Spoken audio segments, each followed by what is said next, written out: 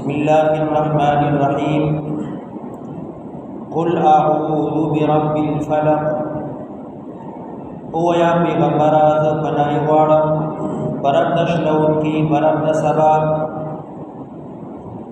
من شر ما خلق هر هغه شی د شر نه چې الله پیدا کړی دي څومره مخلوقات چې الله پیدا کړی دي د هر شي د شر نه زه پناه غواړم تعوذ چې سړی ځان د الله پناه کې راولي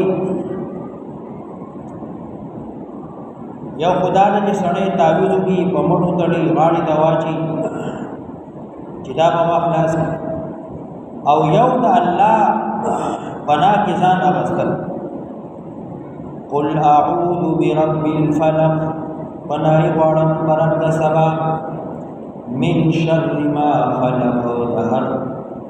د هغه شي د شر نه چې الله پیدا کړی دي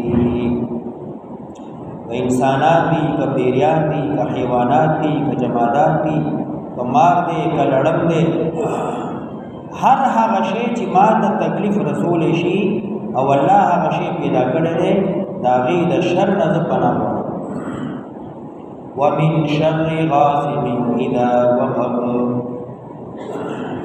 او د شر د تیرینا کله چې خوره شي یعنې تبکه توره شپه ده او هېڅوک پکې نه معلومېږي که دې تورې تیرې شپه کې ما ته څوک نقصان ضرر رسوي نو الله زه ستا پناهي غواړم ما حفاظت کې وساته ومن شر النفاثات في العقد او شر د پکو وغونډونه په غوټو کې دغه تفسیر موږ مخکې بیان کړی ومن شر حاسد اذا حسد او شر د کینهګر نه کله چې کینه شروع کړي شر د حاسد نه کله چې حسد څرګند کړي